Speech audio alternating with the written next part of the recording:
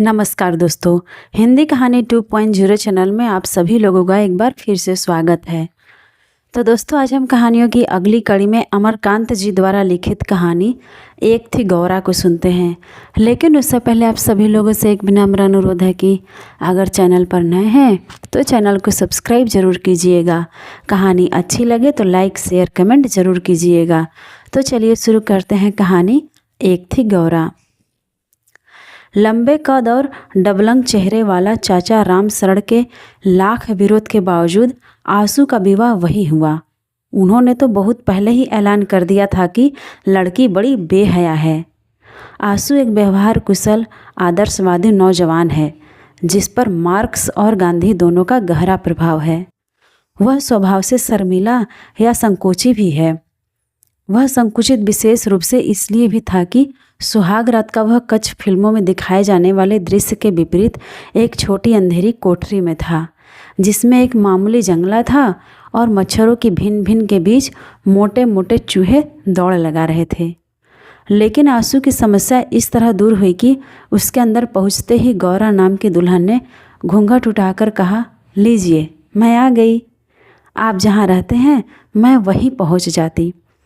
अगर आप कॉलेज में पढ़ते होते और मैं भी उसी कॉलेज में पढ़ती होती तो मैं ज़रूर आपके प्रेम बंधन में बंध गई होती।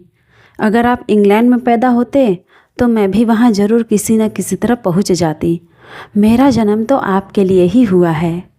कोई चूहा कहीं से कूदा, खड़खड़ की आवाज़ हुई और उसके कथन में भी व्यवधान पड़ा। वह फिर बोलने लगी, मेरे बाबूजी बड़े सीधे साधे हैं, इतने सीधे कि भूख लगने पर भी किसी से खाना न मांगे। इसलिए जब वह खाने के पीढ़े पर बैठते हैं तो अम्मा कहीं भी हो दौड़कर चली आती है। वह जिद करके उन्हें ठूस ठूस करके खिलाती है। उनकी कमर की धोती ढीली कर देती है ताकि वह पूरी खुराक ले सकें। हमारे बाबूजी ने बहुत सहा है, लेकिन हमारी अम्मा भी बड़ी हिम्मती है। वह चुप हो गई। उसे संदेह हुआ कि आंसू उसकी बात को ध्यान से नहीं सुन रहा है, पर ऐसी बात नहीं थी। वस्तुतः आंसू को समझ में नहीं आ रहा था कि वह क्या कहे। फिर उसकी बातें भी दिलचस्प थीं। उसका कथन जारी था, बाबूजी असिस्टेंट स्टेशन मास्टर थे। बड़े बाबू दिन में ड्यूटी करते थे और हमारे बाबूजी रात में। एक बार बाबूजी को नींद आ गई। प्लेटफॉर्म पर गाड़ी आकर खड़ी हो गई। गाड़ी की लगातार सीटी से बाबूजी की नींद खुल गई। गार्ड अंग्रेज था। बाबूजी ने बहुत माफ़ी मांगी पर वह नहीं माना। यह डिसमिस कर दिए गए। नौकरी छूट गई और गांव में आ गए। खेती बाड़ी बहुत कम होने से दिक्कत होने लगी। बाबूजी ने अपने छोटे भाई के पास लिखा मदद के लिए तो उन्होंने कुछ फटे कपड़े बच्चे के लिए भेज दिए। यह व्यवहार देखकर बाबूजी रोने लगे।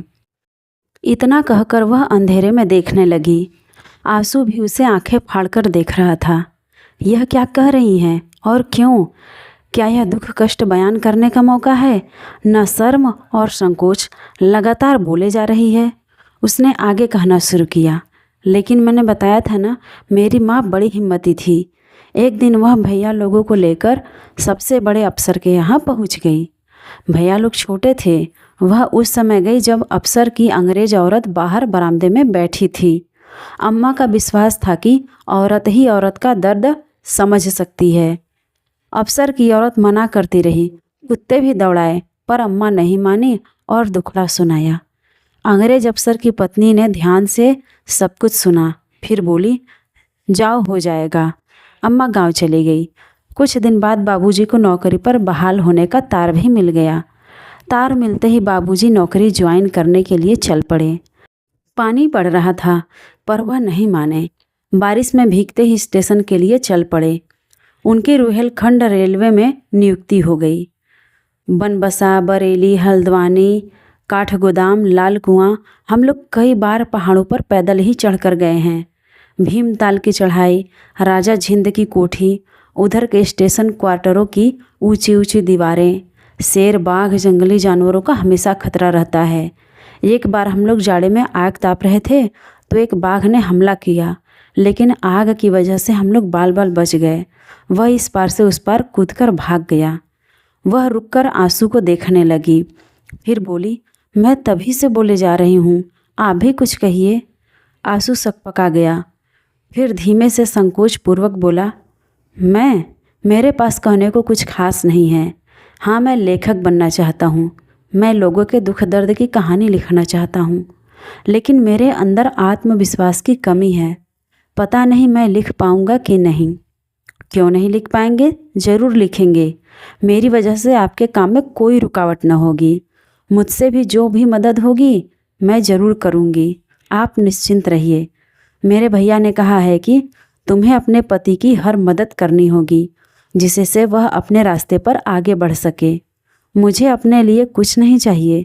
आप जो खिलाएंगे और जो पहनाएंगे वह मेरे लिए स्वादिष्ट और मूल्यवान होगा। आप बेफिक्र होकर लिखिए, पढ़िए। आपको निरंतर मेरा सहयोग प्राप्त होगा। उसकी आंखें भारी हो रही थी और अचानक वह नींद के आगोश में चली गई। आंसू कुछ देर तक उसके मुखमंडल को देखता रहा। वह सोचने लगा कि गौरा नाम की इस लड़की के साथ उसका जीवन कैसे बीतेगा, लेकिन लाख कोशिश करने पर भी वह सोच नहीं पाया। वह अंधेरे में देखने लगा। तो दोस्तों, आज की अमरकांत जी द्वारा लिखित कहानी एक थी गौरा आपको कैसी लगी कमेंट करके ज़रूर बताइएगा।